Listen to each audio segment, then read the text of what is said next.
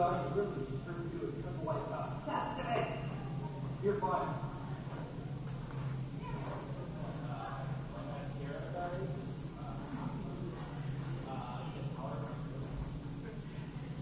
Well, unfortunately, you take care of those guys in the other room, dude. The smallest room in the house, you can't miss it. And you just need to get Amber Heard's makeup team go through the air fryer. Yeah. No, we don't want Amber. We don't want anything that to do with Amber Heard. Yeah, we will never. It will never end. But that's not. Santi at the city is in fact our writer, and all of the videos that is actually from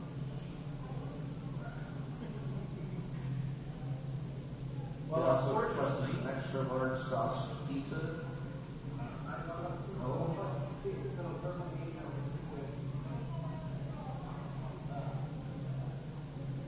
Maybe that'll take down on the feedback. Are we getting even more feedback? No, that's. I don't know if I've ever talked about this on a podcast. When I was an intern at the radio stations, like my first time working there, we were representing Kansas with the theater, and I actually got to see Kansas write. Oh. We were responsible for the writer, and the only thing I remember from it was that they wanted more passes here than done. Yeah, what is sport? I mean, I think they go that in randomly for just shits and giggles. Well, it because the ride was a part of the contract, so at the events in venues where they would have like safety information in the contract. So with they like hey, if you follow the contract, you should probably go on safety. Because Oh, by the way, guys. might have been made that request, like all the agreement and whatever. Oh, by the way, guys. They didn't have enough agreement, then they make sure that the stage was 15 feet away from the crowd and they kind of happens. Well, I got one for you. You know who I hate to become a writer for? Britney Spears, especially during conservatorship. She wants to write a place in the parking lot for my dad to set up his personal tour bus as being used as a food truck and pay him several candy bags full for cash for the privilege. We're not quite ready yet. That's right. It's several hundred times we need to work there. That's my volunteer. She's Okay. gonna be at the door for you. Okay. I'll let her know at 10:30.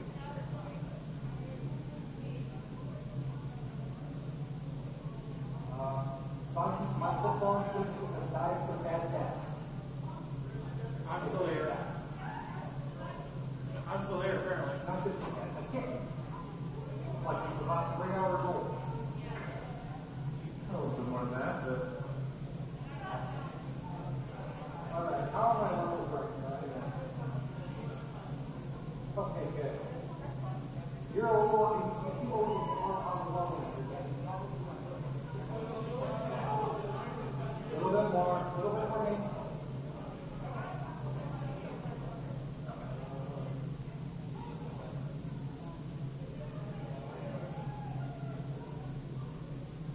Not the first rodeo for both of us.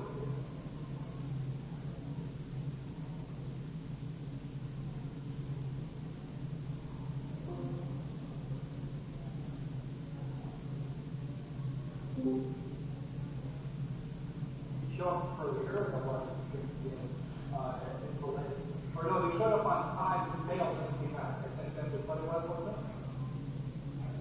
I think my dear now is prepped up. Okay, I see the lovely green box and dump through something. Get close to your microphone, Doctor. Okay.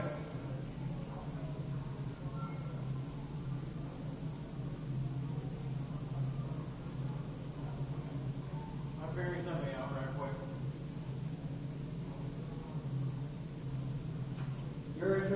shed.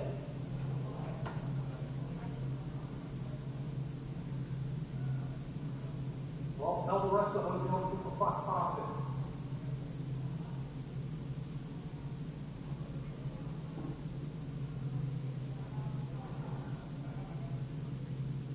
It's making everybody's life difficult.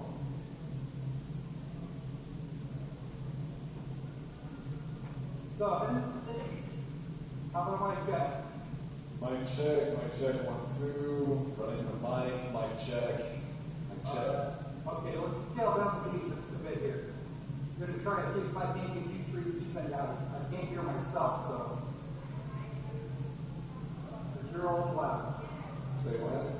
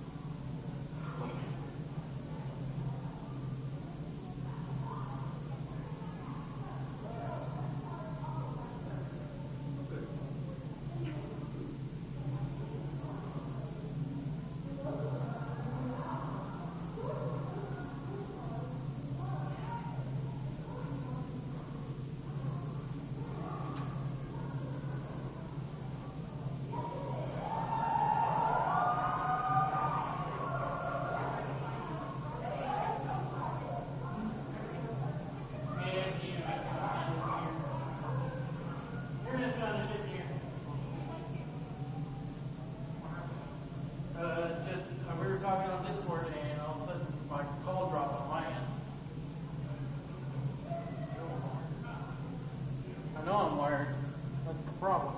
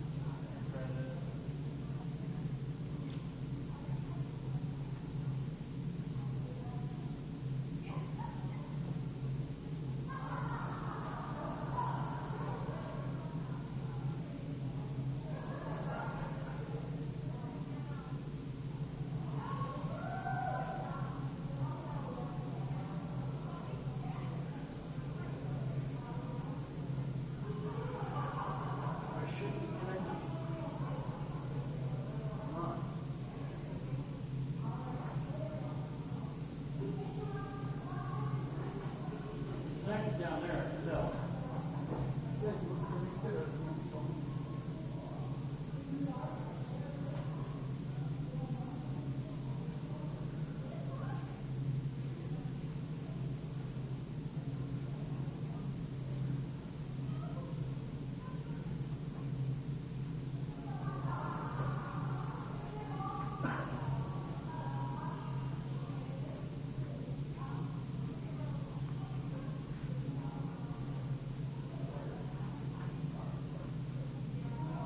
Okay, let me try this again.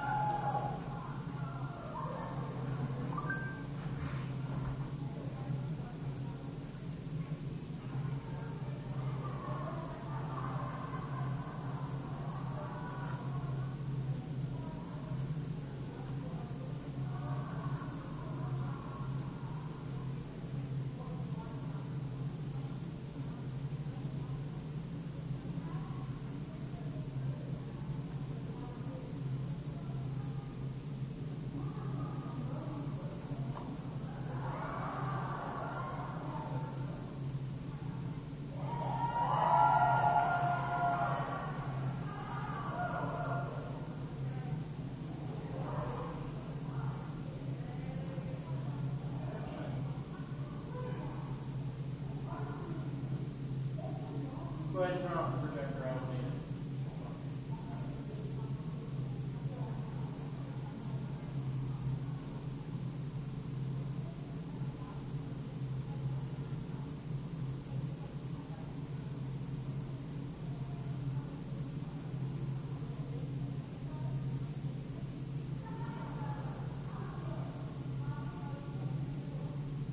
Good God. Now where's the Lexum panel go this well?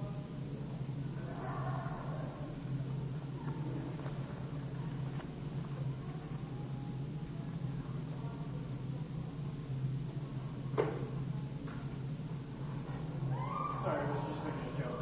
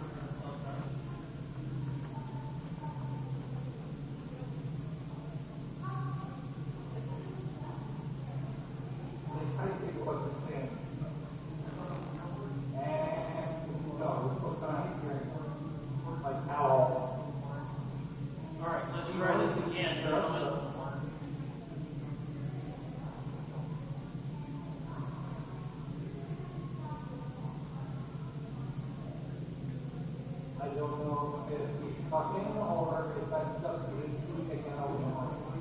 Let's try this again, gentlemen.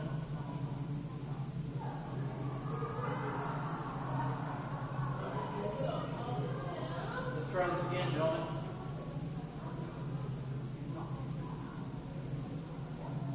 Can you guys hear me? Come on, Santi. You can do it. Open the mouth and talk. I'm talking. You know, be like Wilbur. Just open up and talk.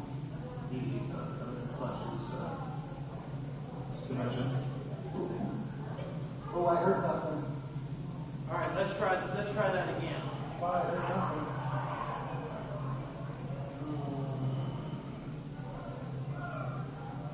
So I wonder if I look at these forms of unfound here for long enough, if we hold it with something rather is the microphone will start behaving.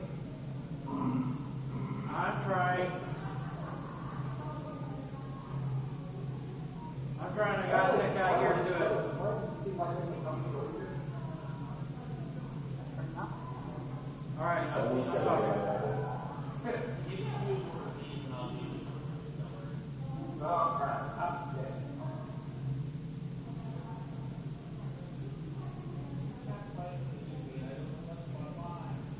All right, we got 3 minutes to show that, folks. Better the two cats that are small and yeah, okay. Okay, there's a problem. See, now there's a problem. You can put it into that cat. All right, we got 3 minutes till showtime, folks. It's probably not like the whole main people too much.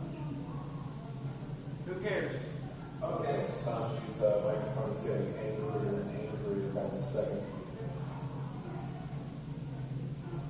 I mean, who cares? Okay. So that was actually Sanji. Kind of, mostly. How many parts you got on that Sanji? Oh, there's down on the left-hand part where it says particular waste empty. I mean, I think we got the best we can. How many? What? How many what?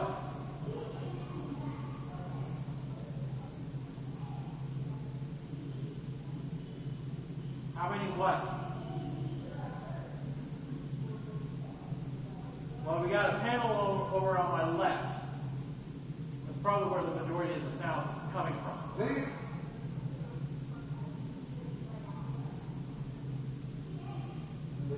There's that much time.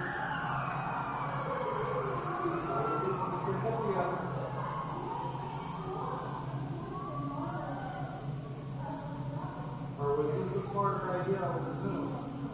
What?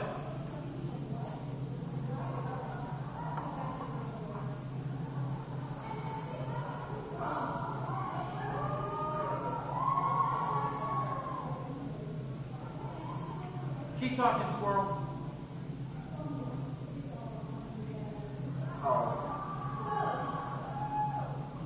Maybe we should have started dropping things earlier so we could get it together. Well, I didn't actually get into the room until 9:15. I see. He's talking to somebody else to try to sort shit out. It also sounds like he's drawing a small crowd. Well, there's a crowd in the next room. Don't worry about the latest show. It happens all the time. Question radio? Oh, wait. I'm talking to you.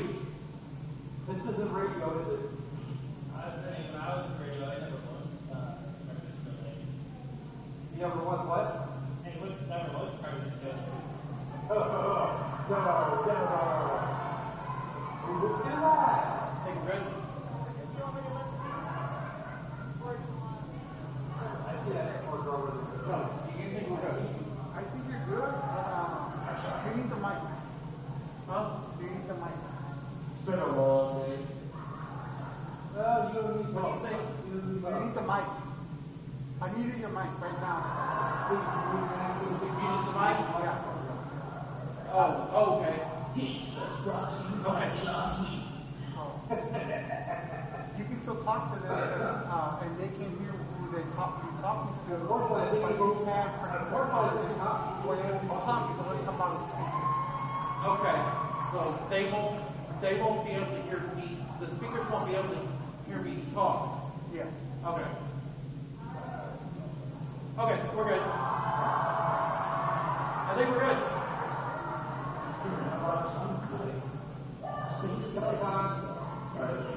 All right. You will be able to hear me, Squirrel. I never actually managed to get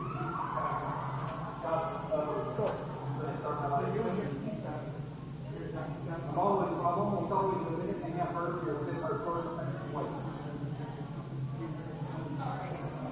Okay.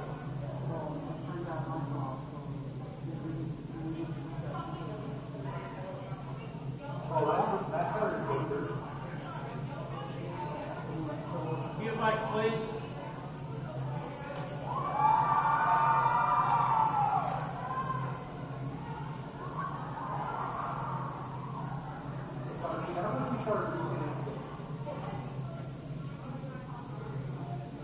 Now it's a 5 gigahertz, you move to 2.4.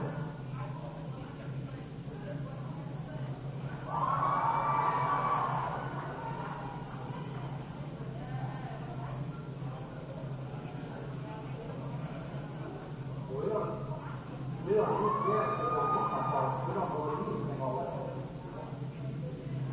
I always try to run on the internet this way. So I think we're in a second taking care of us. Just not well. Okay. Mute your mic, please.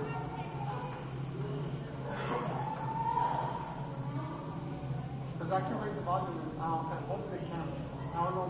You try making the volume a little bit bigger. If you want a little bit more louder. Oh, hold on. They can't actually hear me. Your mic, your speaker, the microphone on your speaker should be on. The only microphone that I turned on should be already on. Okay.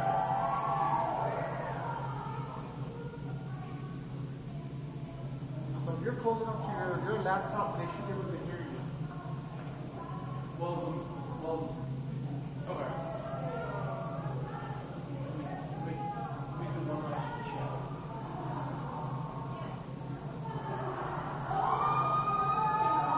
Okay, I get you.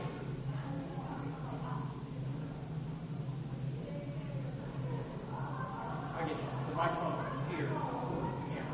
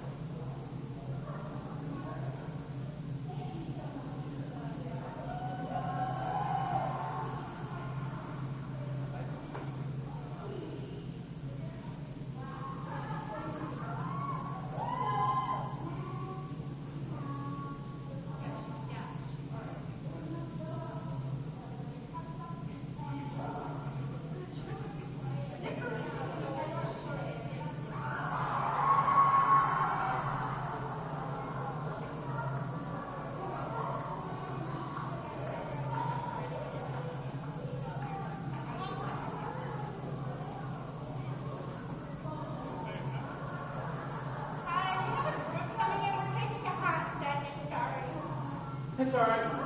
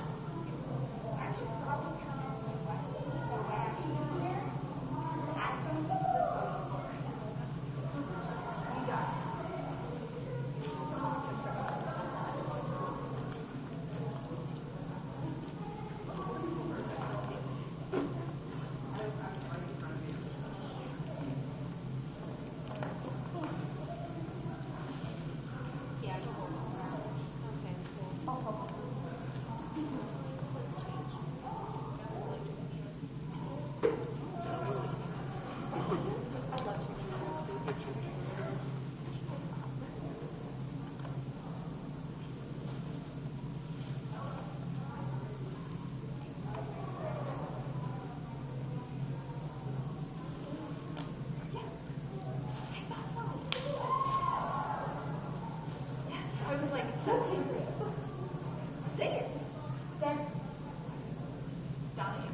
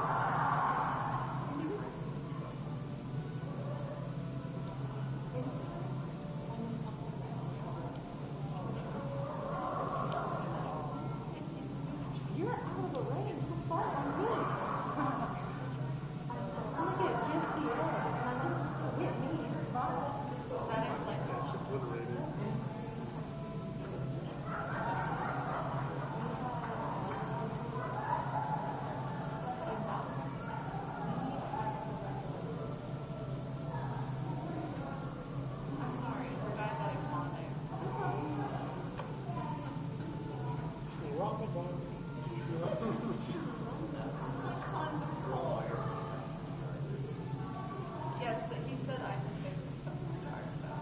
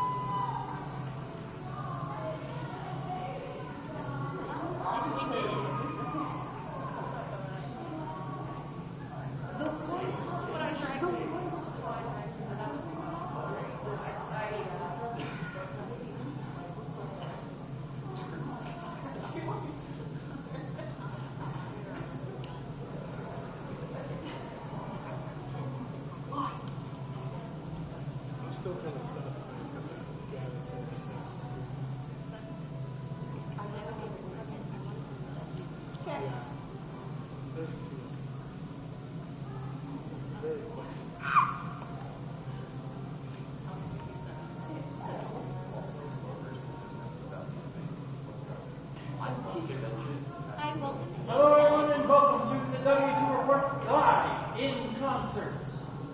I am your host, Sanji Kimura, and I am joined today by the Next to Nothing podcast, starting with Mr. Danny K. say hello.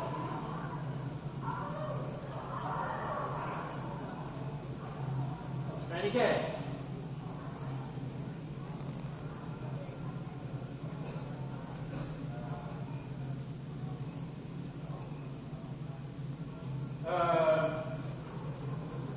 Also joined today, I'm joined by Mr.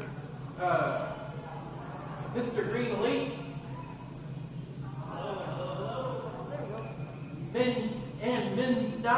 Mendazzi.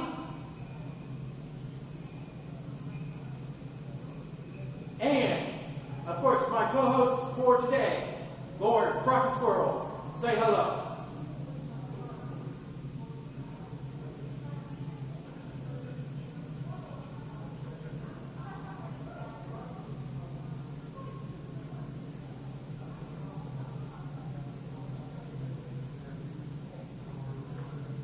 And we have a technical issue again.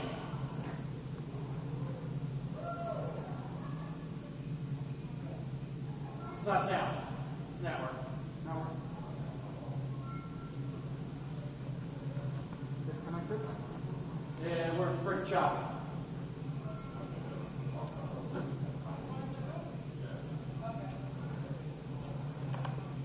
Rolling with the punches today, we are talking 3 news stories here today. First off, we have GameStop NFTs for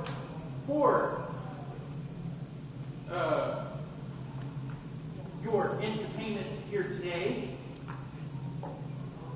Okay.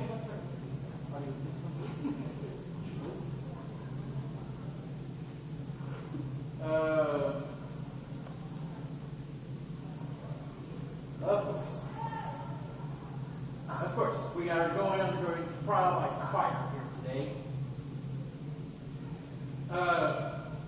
So, we have GameStop NFTs selling pictures of the 9/11 falling victim.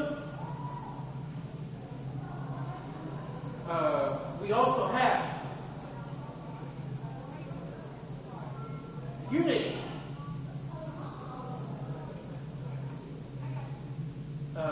CEO calling game developers who do not embrace monetization fucking idiots. That is an exact quote. And we have Ubisoft discontinuing a number of game collections, including Assassin's Creed Liberation HD, and what it means for game preservation. So we start today by saying, hello everyone. Welcome to the W2 Report Live in Concert. Well, we are going to deal with a technical issue on the fly because we are just professionals. Okay, we are turning the game up.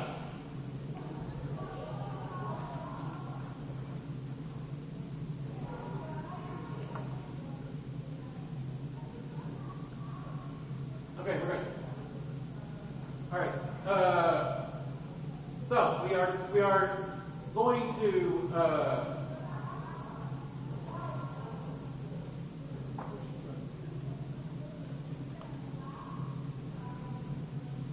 okay. So we are in. Okay, boys, unmute yourselves. Say hello.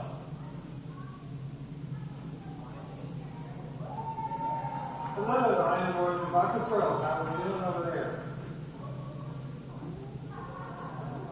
Hello. I think we're doing good. I've known you for 6 months. You managed with this freed up somewhat.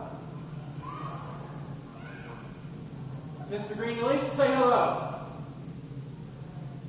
Hello. How's it going? Hope everyone's having a fantastic night. Mr. Green. Mendazzi, say hello. Hey there, everybody. I'm Dachi. Nice to join you this evening. Mr. Danny K, say hello. Hello. I hope everyone is socially lubricated like I am. Woohoo! We We have 3 stories for you tonight. First, we have the GameStop NFT selling pictures of the 9/11 falling victim and what it means for GameStop to sell NFTs as a whole. We have Ubisoft saying F you to game preservation. And we have Unity CEO saying, if you're a game developer who does not embrace monetization, you can go to fucking hell. Let's start today with Unity. Yeah, my friend, that guy's an idiot. We don't pay money. We shouldn't be paying money for games, but we have to pay for monetization too. You know, there's a limit that we need to arrive at here, and that limit is next price tag. Stick to it. And you don't need all of the money. CEO is not Electronic Arts or Bobby Crockett. So, Mr. Danny K, you talked about this in your podcast, Next to Nothing. What did you think about Unity going that route with monetization? You know, rather frankly, candid interview with PocketGamer.biz. Yeah, so my reading of the situation really was that the bundling up with Iron Core is definitely weird. There's a big reputational problem there, but in terms of his comments about devs and monetization, I take a little bit more nuanced reading of it, where I don't think he was being malicious with it against game devs, but rather pointing out that there's a lot of game devs out there who simply don't have a plan for monetization, and then make the problem worse by not having that plan. So you have to have that plan in place, and if you're not thinking about it from the start, then you're just going to fuck it up. Now, Mendoza, you're rather new to the Next to Nothing podcast.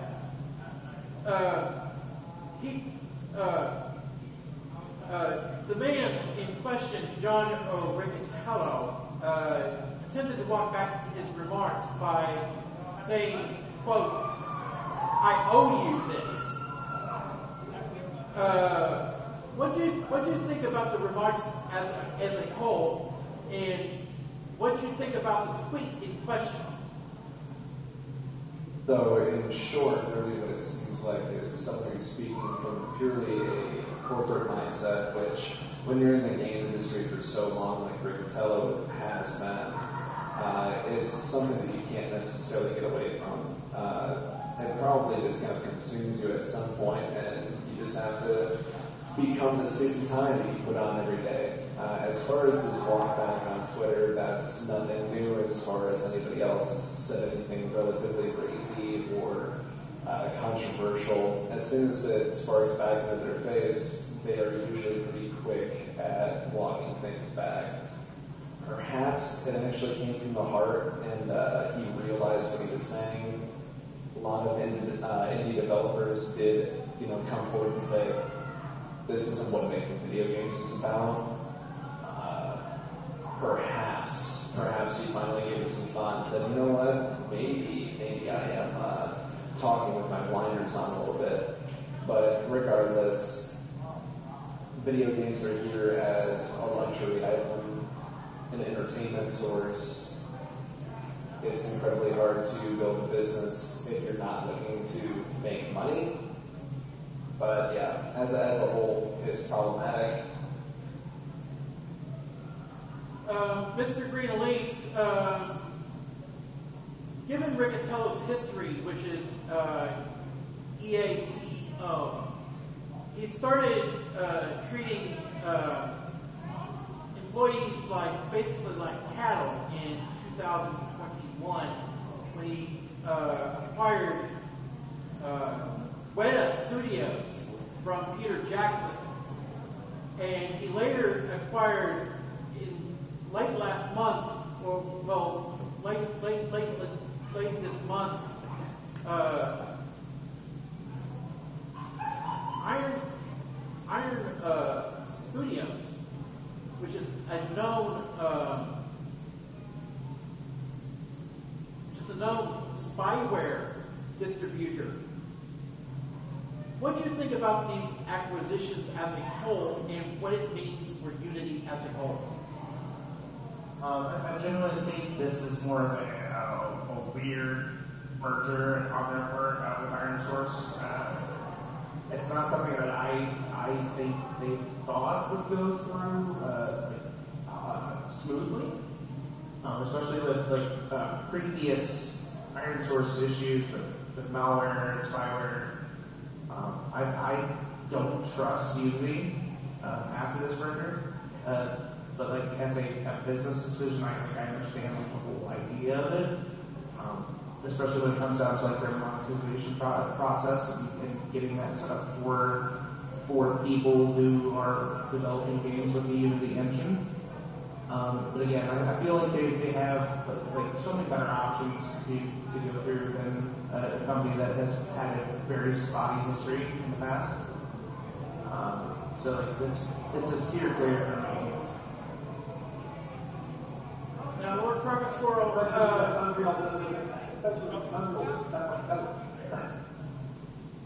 your question, please, on. No, go ahead. Yeah, staying clear of Unity has been a thing in general.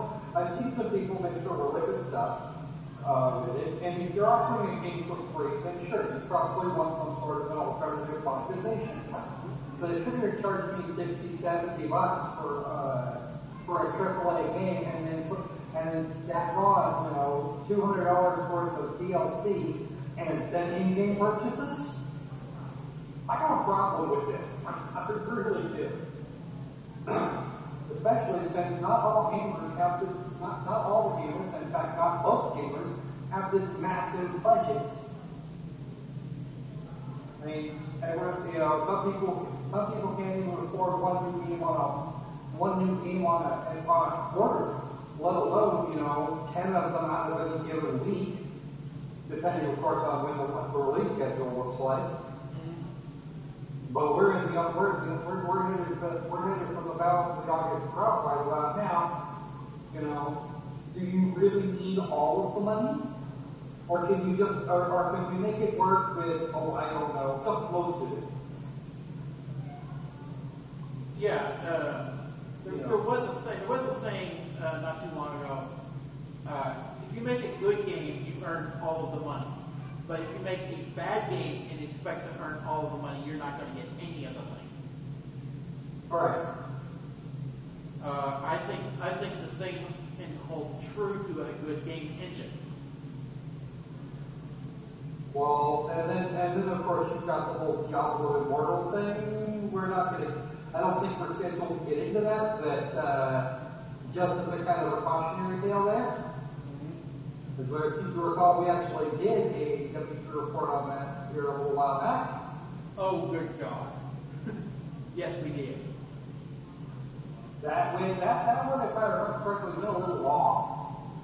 Mostly because one of us wouldn't shut the fuck up. Yeah. And so if we love part of my language, we love us some cursing words, especially on webcam. Check it out. Yeah, we do love some cursing words sometimes and teeth. What? The words don't flow without them sometimes. Yes, there is a benefit of it sometimes. All right, moving on to our next story. We have GameStop NFTs. GameStop started selling. Okay, let me add something to this here real cut by time, since you apparently missed it earlier. That's not actually that the following NFT resembles, yes, and not particularly closely the whole following him from 9/11. That being said, I would firmly of the opinion at this point, given all the other information that I've got running around in my little brain, that this guy did not intend that. Somebody grabbed the NFT or a picture of the NFT. We won't get into just how vital the whole idea of NFTs are and how crunchy they can lately. And then I do a Google image search and I found the most salacious thing they can come up with. And then plaster it all over Twitter to piss off people. Which worked. Exactly.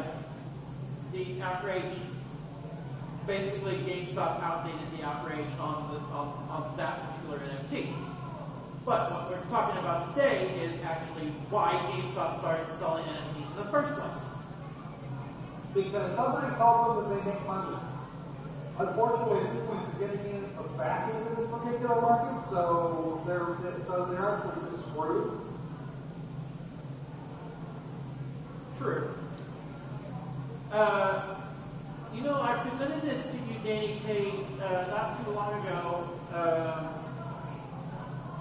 I know you had some reactions to it. What was your initial reaction when you first saw it? My initial reaction was, wow, those photos are incredibly similar. The resemblance, it certainly felt intentional upon first glance in inspection, especially when you observe the background, not necessarily the foreground of the image, of the two images. It certainly felt like a reference to or allusion to that very photo, and just kind of an odd choice to sell or monetize. My little brain says GameStop lawyers would have looked at first. And as you may well know, GameStop, they're not stupid lawyers. They're lawyers, they're not idiots. yes. And as you may well know, GameStop curates every NFT that goes through that store. What makes people think that it slipped through the cracks? Well, I guess for me, off the first blush is how often do you see that photo? That particular photo isn't one that gets circulated, certainly around pop culture at all. So I can imagine that one, when you don't have it you don't have them side by side, it might not read as a reference. Well, that 30-second Google search would have shown them that. But if you're a curator, right, if you're just looking at it without the reference side by side, I don't know how many people would necessarily put that together. My little brain says believe that even the first thing I would do as a professional curator would be to do a Google image search on something like that. Make sure that you're not violating a copyright or doing something that's going to be considered culturally insensitive. Anything to piss off the Twitter bot. Yes, even a 5-second Google search would even discredit that NFT. Now, Nazi,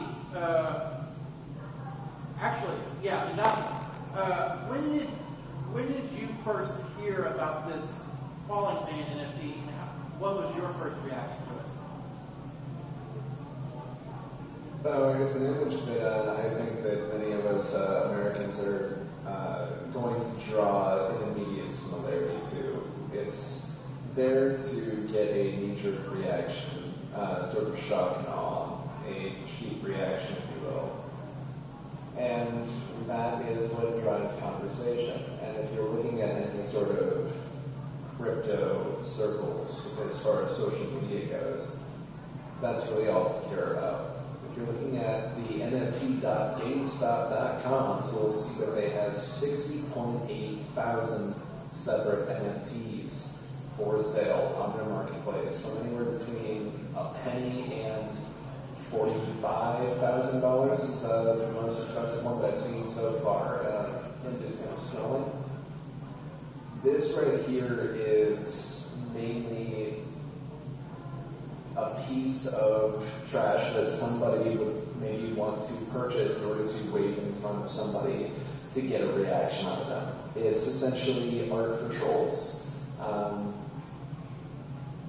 There's nothing really more to say as far as that goes. As far as when I first saw it, probably just scrolling through my Twitter feed and seeing something terrible, which, what's new? It's just another day on Twitter. Yeah, that's true. Mr. Green Elite, given NFT's history of copyright infringement, do you think anything will actually be done to the artist besides what's actually already been done? I feel like that's just a court of public opinion, especially with the amount of changes that they made to the original photo. And again, it's not the original photo. There's enough creative changes on it to get a feel for the effect of what they were going for without actually having the plain cut photo. But the biggest thing with NFT is you're not really buying the photo, you're buying the blockchain behind the photo. And I don't blame GameStop for trying to get into this market because they've been a struggling company for so long. Since the invention of Steam and people moving to digital copies. Generally, I don't think anything's going to be happening to the artists behind this NFT art. Because again, there's so many changes from the original. Okay. That doesn't stop the families and survivors from trying to sue this guy for being an asshole. I'm sure they can, yeah. They definitely can try to sue the artists. I mean, if they want to. If they want to, they are free to do so. But to a lot of people, they just see an astronaut floating downwards. So, I don't think there will be. I think the general consensus seen is before they put two and two together, a side-by-side comparison between the two pictures. I thought it was sure the falling man for the original from the image. The photograph has even been identified. Okay, one last question around the horn about this NFT. Blockchain keeps a history of it forever. Do you think GameStop will actually try to remove it from its history? Good luck with that. I'm not sure you can. How about you, Danny? Looks like you lost him. Oh, there he is. There we go. He's coming back.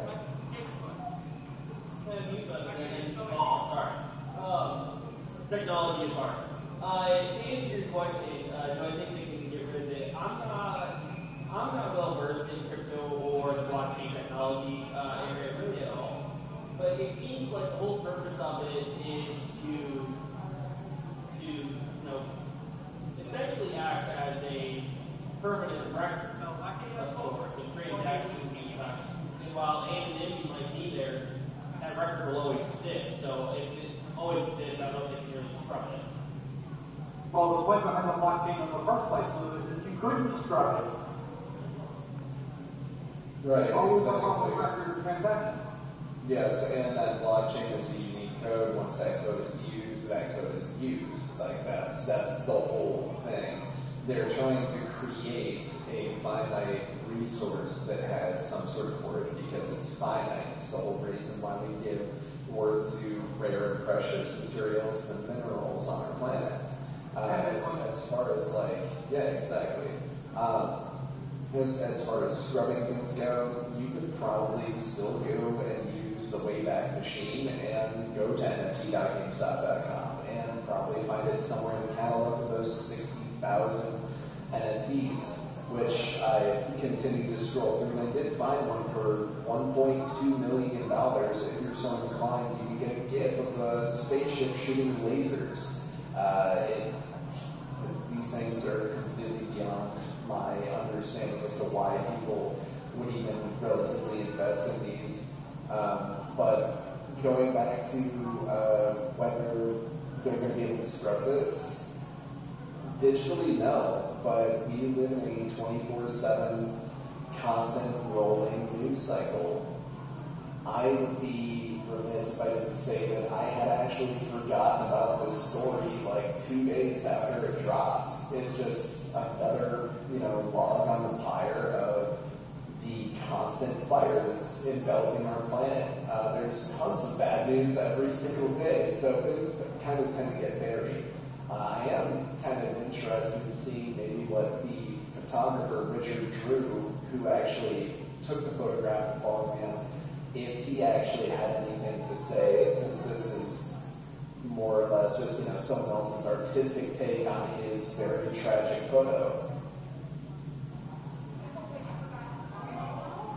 Go ahead, Mr. Green. That was the name of the range I didn't have. I didn't know the name of the original photographer. Yeah, it would also kind of be one of those things like would we be having the same exact conversation if someone created an NFT with 2 fictional characters or just, random make-em-ups, if they were reenacting the Saigon execution by Eddie Adams, if, we're, as Americans, probably saw in a history book while we were going through middle school, high school, so on and so forth. Like, why would you take such a part of terrible history and try to essentially do this for any reason other than to create a knee-jerk reaction from somebody? That's For true. what it's worth, the execution, the whole thing with the execution of Saigon, nobody actually, there are very few people remaining in which that is actually part of living memory. I'm way close to the information. I know exactly what you're talking about. But at the same time, the average adult today doesn't give a shit. They don't care. And 50 years from now, nobody's going to care about that. They'll have some other things they have to deal with that is more immediate. Hell, if they keep going the way they are politically, we're going to have nobody's going to care about any of this shit because they're more worried about whether or not the Chinese are going to invade and cut off their head, especially if you live in California. Yeah, the photo that I'm referring to took place in 1968, about 54 years ago. It was the execution of a Saigon police chief of the National Police. I know the incident. I know the photo of the incident you're talking about. That photo is only about 4 years older than I am. 1972 was a good year. All right, moving on. Ubisoft decides to do stupid on September the 1st. It decided. No. You don't understand. That's actually the headwaters. Well, a rant for you tonight, folks. Well, we all know it's a red herring, but Ubisoft decides on September the 1st to discontinue the online servers of a number of games, including Assassin's Creed Liberation HD. The Steam store page decides it was a miscommunication by saying that the game couldn't be even accessible to players on September the 1st. So, how does Ubisoft fix it? By releasing a statement that says, we're going to talk to Steam about fixing the page. Now, that's not the point, people.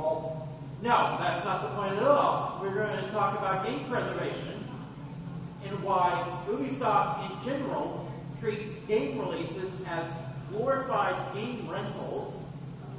And you, Squirrel, you're going to start the conversation because you have personal experience with Might and Magic X. You're not Yeah, my domestic side, they shop, you could at this point, without making a 99 change, get yourself through the first third of the game despite the fact that we full price for it, and you can still get full price for it onto the should start. But let's go with, they cut off all of the DLC, whether you pay for it or not. All sorts of fun things. They shut down that server though, so that you can't, and the one thing that you need to be able to clear is a roadblock to get to the other like 2/3 of the game. But once you get to that point, you're done. You have to pay full price for a practice demo. Because that's what the original demo was. It was approximately the first part of the game. Pay full price, get a demo. Yeah, anybody remember Metal Gear Solid Ground Zeroes? Yeah, that thing. Yeah. That's what we wanted up to. Now, there's an easy fix for it. You can put it, and the crap is still on the road, but you can take a horse to get to that place once you get to that part of the universe. And then you can pick up the main story after that. There's plenty of ways to find that. But again, we're talking about video game preservation. Ubisoft could have very easily generated a patch, or right before they shut the servers down. No, they didn't even bother to tell anyone. They told people this time so that they could get mad in advance when the Mighty Magic X servers went down. They took a bunch of other shit too. And yeah, let's go with that. Suddenly people can't play good chunks of their games. Yeah. And they don't even get all of the things that they paid for. I paid for that DLC. I'm still mad that stuff can't access it. But I was expecting it wasn't going to be dependent on the game having to check in every 5 seconds. Now, the always online thing should not be. Let's not do that unless you're actually doing you got multiplayer MMOs or some other system like that. That's my opinion. I could be wrong. Probably not, but I could. Now that rant's out of the way, Mr. Danny K, what do you think about game preservation as a whole, and why? And let's go on this tangent for a little bit. Why are ROM activists, ROM archivists, so intimate about archiving video game ROMs and ISOs?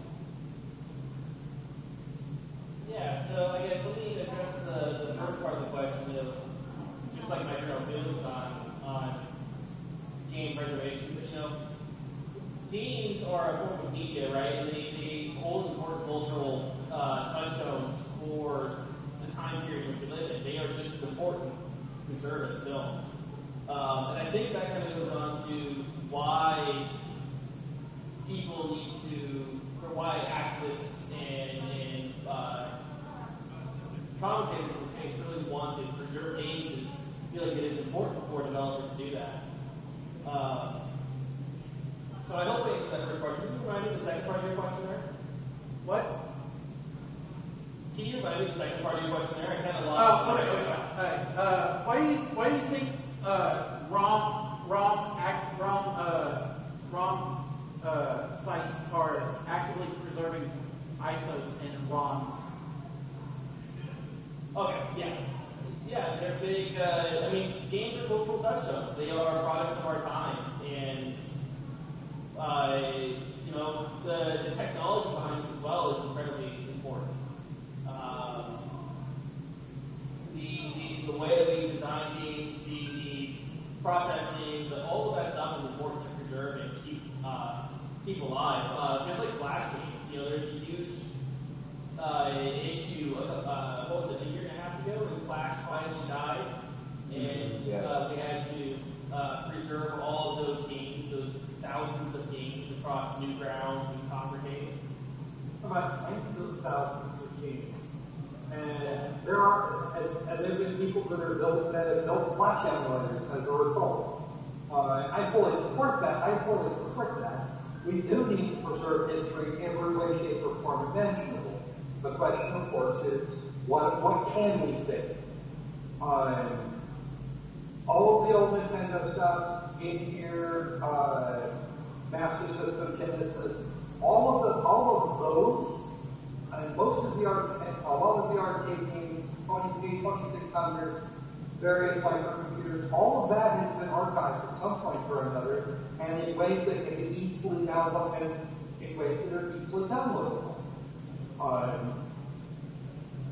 If I could also, Especially with the hardware all dying, melting, coming apart, and just otherwise getting old. yeah. And real quick, if I could pontificate on something I've been thinking about a little bit recently is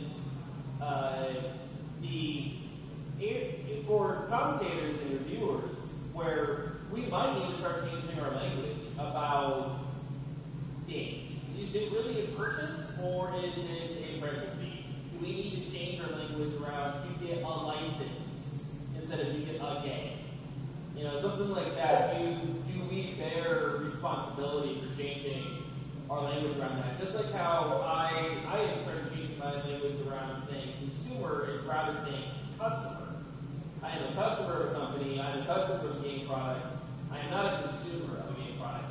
There's a difference in that language, and we need to change that. I wouldn't necessarily object to such a change. In fact, after the advent of Bill Gates, it's way overdue. Because we've already seen what kind of buggery Mr. Gates managed to do with software license for a thing called QuickDOS. If anybody remembers that. Yeah. If anybody wants to hear that story, let me know. Let me know in the questions. Yes, we will have a question and answer session in the last 15 minutes of this panel. So if you would get your questions ready. Manassi and Mr. Green Elite, I'm going to go around the horn, starting with you two. With games being old and dying, what do you, and language being changed about games in general, what do you think about games being used as temporary entertainment instead of art forms? Green, if you wouldn't mind, I'd like to take this actually. Absolutely, go ahead. All right, so actually, this is a fantastic question. It's something that actually changed about video games last year. For those that are unfamiliar with the Hugo Award, it's an award that's specifically done for literary pieces of science fiction and fantasy works named after Hugo Gernsback. It's a trophy that looks like a rocket ship, just to make you think, yeah, science fiction, cool. Well, last year in December, Hades by Supergiant Games, I believe it was, they actually won a Hugo Award. It's the first time ever that a Hugo Award has been given to anyone that's actually made a game. There were a few games that were actually up for a Hugo Award. There was Animal Crossing New Horizons, Spiritfarer, Final Fantasy VII Remake, Last of Us Part 2, and Blaseball. So the Hugo Award was first awarded in 1953. We're quite a ways away from that. I feel like we're more as a culture deciding now that video games can be looked at as an art form.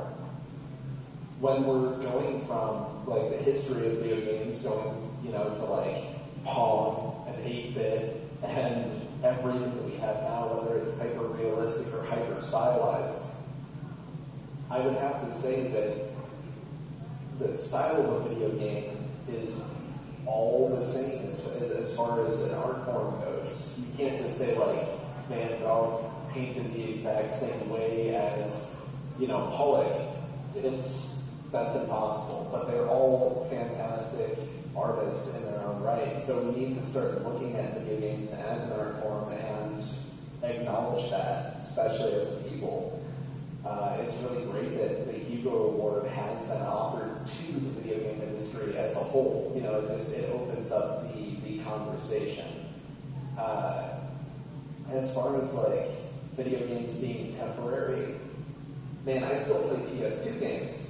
I was playing Resident Evil Outbreak 2 days ago, and I was going through all of my totes of all of my PS2 games, and I can't wait to break out Bouncer again.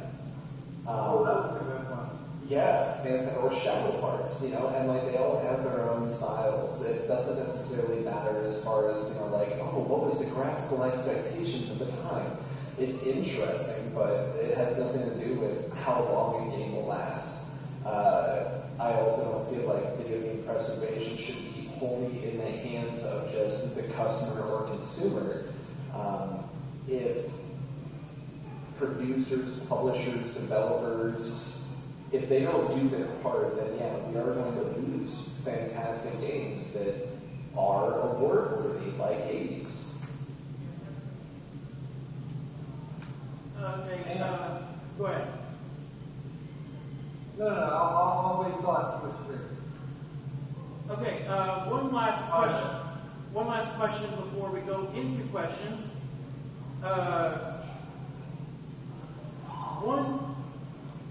One game in particular drew ire from the games industry as a whole, but not for reasons that you think. Anybody remember PT? Yes. The playable teaser for Silent Hill, which was canceled by Konami, and then PT itself was canceled by Konami. Yes, that's right. Konami is Konami, and Konami is the worst. Although Movie Kid right now is saying, hold my beer, Konami. Well, first it was EA, then it was Konami. Well, wait, no. First it was Konami, then it was EA, then it was Ubisoft. Well, the Square Enix looks like I'm surprised at this point. I'm surprised I even kept that straight. We love you, Sweetix. You've entertained a great many of us for thousands of hours. But can we stop doing the stupid shit? That'd be great. Now, one last question before we depart for questions. What do you guys think about the PT and how it impacted game preservation as a whole? Okay, can I say a thing here? There is actually the Librarian of Congress. Once every couple of years, will actually put forward a series of a list of things that can actually be copied and held, etc., including video games in some form. We keep paying attention to that list every time they turn it up every 3 years, and more we're starting to see video games and software on those lists. So it's kind of big. It's been a little thin on the ground, going back probably about 15 years or so, but it's starting to beef up a lot. So that's a thing. Anyway, can you repeat the question, please? I didn't catch all of it. How did PT impact game preservation as a whole? And we're going around the horn with this question.